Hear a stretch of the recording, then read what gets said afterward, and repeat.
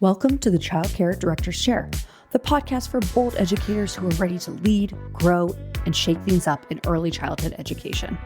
Whether you are a teacher eyeing that lead role, a lead stepping into leadership, or a center owner dreaming big, this is your space to grow with purpose and leave your mark.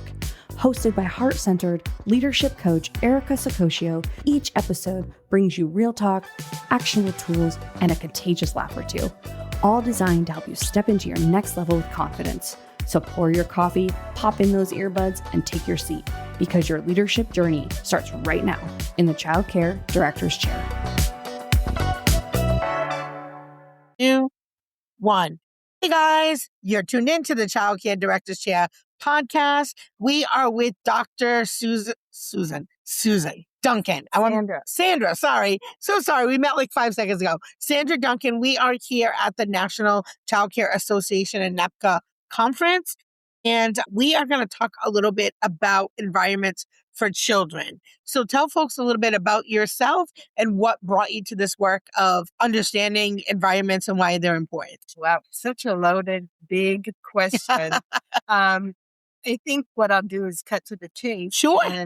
And talk about the importance of environments. I think when we walk into our classrooms every day, it's there. There's the tables, there's the chairs, there's the shelves, there's the home living area, there's the block area, and we sort of take it for granted. And we don't understand that our environments talk to us and they talk to children.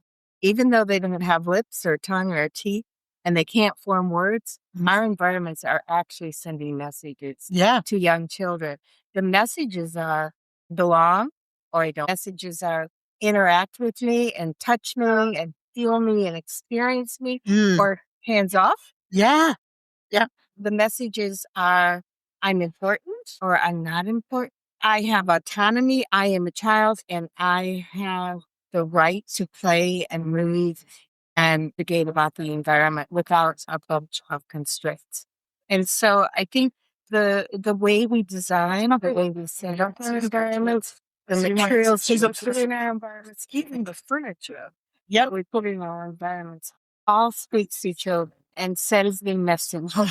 And sometimes I think those messages are not as positive as we like to think those messages are. I truly believe that our environments are a vital component of young children's development, their social-emotional development, their cognitive development, their physical development. They're very, very important.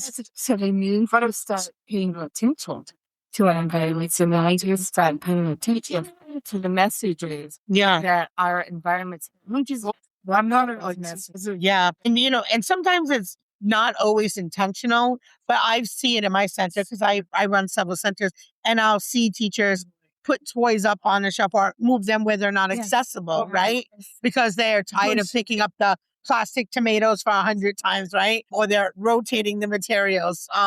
But and you can even not just children, right? Adults, when you move things around in a space, it affects your mood or how you're able to work or function. Like I have this thing, like if there's anything on my desk, I have to move it for me to be able to work. So, and maybe that comes from when I was a child. Who knows, right? But, environments are important for sure. Has the analogy of honeybee and how a honeybee collects pollen and flits about his environment. His environment collects the pollen. And then the honeybee takes that pollen back to the honey. And there is a master of entry at the entry of the honeycomb, and that master of entry decides what to do with the pollen. Do I give it to the queen, or do I put it in an existing honeycomb, or do I put two honeycombs together and connect them together? What do I do with this pollen that I have? And so children's learning is the same thing. They flit about the environment, right? They collect data, pieces of data from their environment, and then they take it to the brain. What's different is we can't see the brain where we can see the honeycomb and the building of the honeycomb. And so because we can't see the schemas that they're developing, it's most important to fill up their honeycomb brains with knowledge But what's more important is rather than filling with knowledge, giving them opportunities to learn how to learn and to develop understanding. Because knowledge is just the cell of the brain. This is the orange cell, orange. This is the shake cell. This is the numero cell. So they're all in different cells. And the important thing about cells, so that they, instead of teaching the color orange, for example, this is an orange pumpkin, this is an orange ball, this is a real orange, this is a plastic orange, and meaning to teach the color orange, the reality is we don't know what they're doing with that information. Where it becomes important is giving them opportunity so that this is a real orange, and it's orange, and I eat it, and this is an orange ball, and it's orange, but I don't eat it. I play with it. And so they connect those two cells together to make understanding. So too often we just think about teaching them knowledge. What I'm most interested in is helping teachers, educators understand how to have children learn how to learn. And you don't do that by sitting in front of the classroom and saying, this is the shape, this is that color, this is that numero. That's not how you develop understanding. You develop understanding through opportunities for opening materials, for real objects rather than pretend, for natural objects rather than plastic. That's how you help them develop. And so they could connect this cell with this cell, and they connect it together. And it no longer is knowledge, facts, but it's understanding. So there was a mini lecture in it. No, I love it. I love it.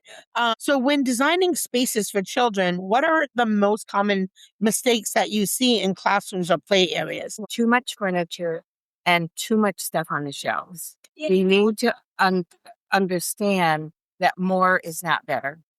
It really isn't better. In fact, there's some research out there that talks about it's the box. It's always the box.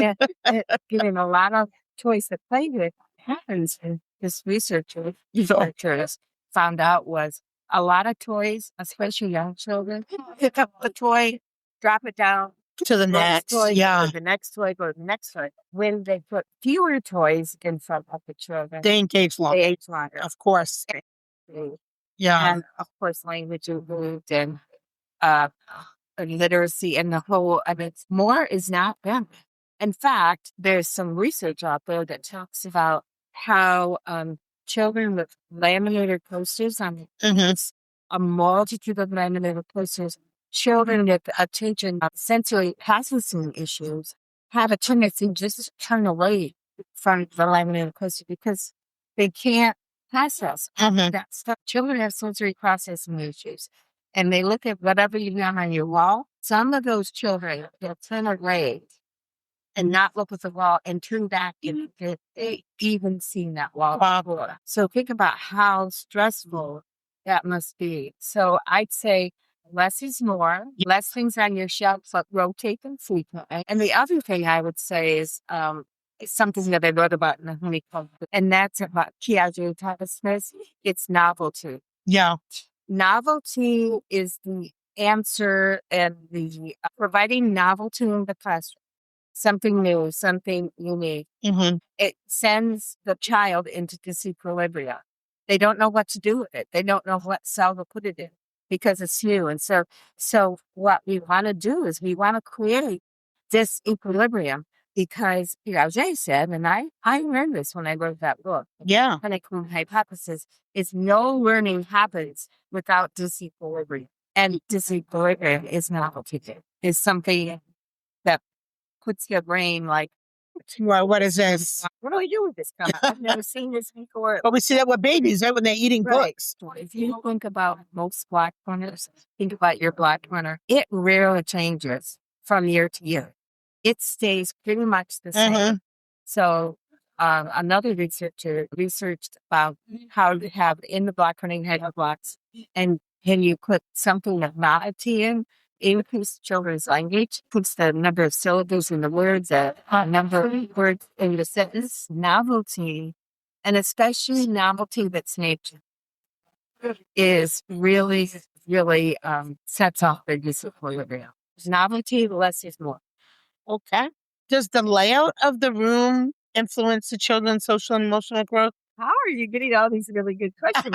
I've been podcasting for a minute. Something that I know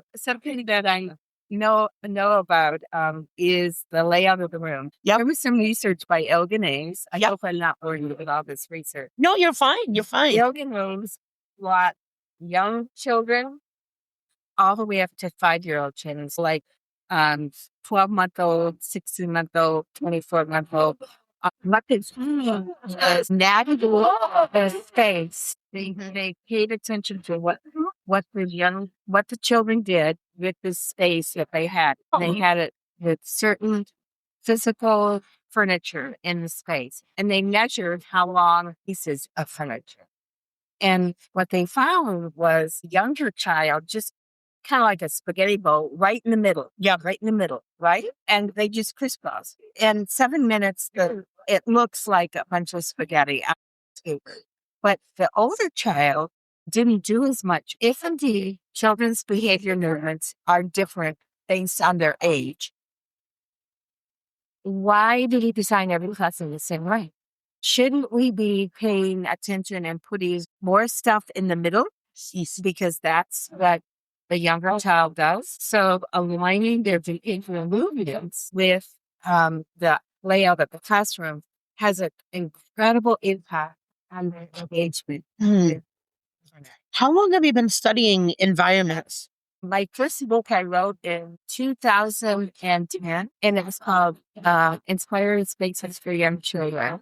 And it had principles of design, and it encouraged teachers to think about not just functionality, like we're going to put the art corner next to the other, then put the black corner over in a corner so kids don't mess up their blocks. And in addition to thinking about functionality, this is one. I think too, when you have things of beauty, we respect them. And so I think children innately already see, like, look how carefully, right? We're taking care of that, right? As opposed to the plastic truck that they're humming across the room, as opposed to when you give them the opportunity to have something like crystal or something where we're like, we have to take great care in this, right? So and also sure. About it. Sure. It's much more beautiful. That's a great point. Can you talk a little bit about the sensory elements? Because that comes up a lot too. And when you're thinking about light and color and textures and how that affects focus and creativity. Oh my gosh. How long do you have? Do you have a couple weeks? I have as long as you have. Absolutely. Again, we have so much research that talks about plastic toys, primary colors on the wall, primary colors on the area rugs. We will have to research that says children do that in environments that are more neutral, and let the children's heart be the beauty, be the color. Yeah. I feel like we finally have got that, right? Because I think now if you do a tour, most programs now are in a neutral, more holistic type of a space. But I remember when I first came into the field in 26 years ago, there was a lot of color. Oh, no, I'm sure, honey. But I'm just saying, but back then I can remember it was red, it was yellow, it was purple, it was all these bright colors, and the room was full and a lot of space. But I feel like now, because I do get to travel around like you, a lot more programs are neutral based, more natural.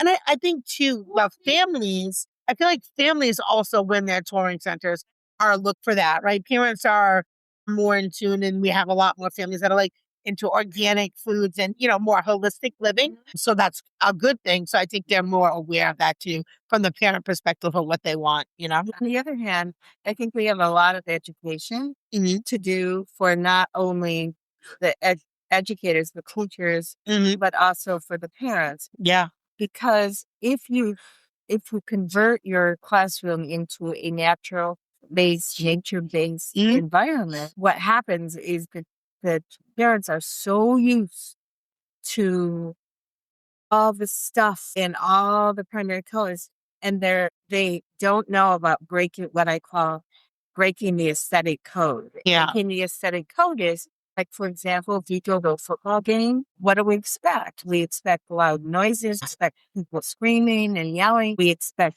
the band blaring, expect the smell of the popcorn. Yeah. We have certain expectations of environments, and a lot.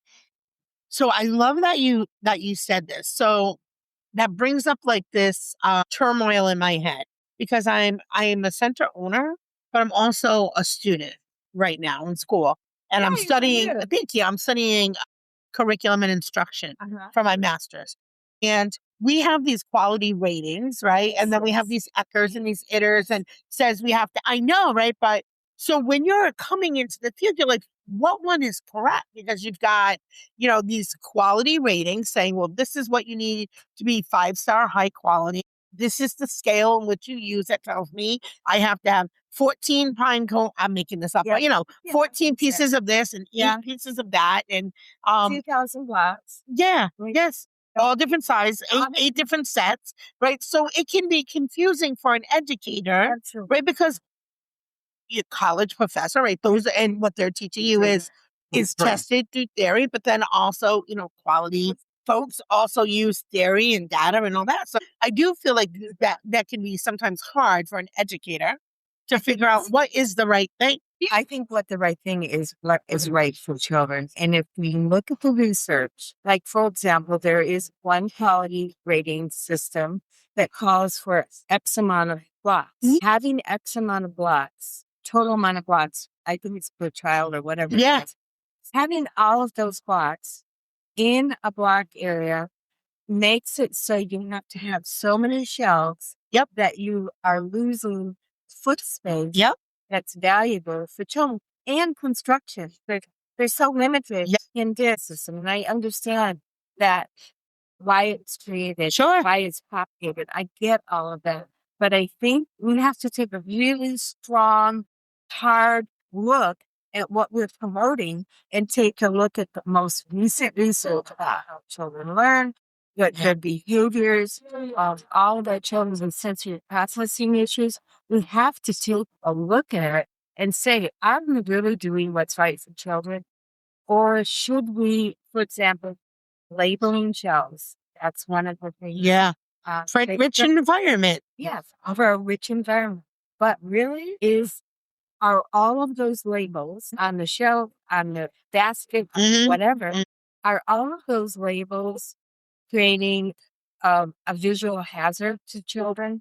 Or do they just completely ignore it, but it's there, and children without executive function can't focus that out? So it's always there. I listened to, her name is Robin Pathworth. I had a chance to listen to her. Talks about children with sensory processing issues and what she means by this. And I thought this was amazing thought. Is she says, I'm putting up onions in my kitchen. You come in and you say, oh, gosh, Sandra, what are you cooking? It smells delicious.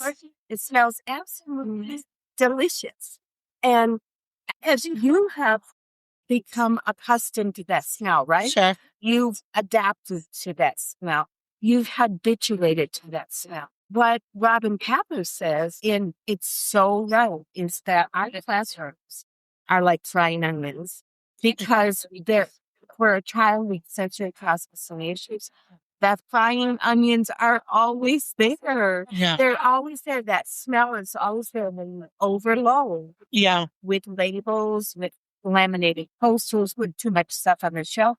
It's like frying onions. We've gotten used to it. We don't smell the frying onions. But a child with sensory processing is always smelling those onions.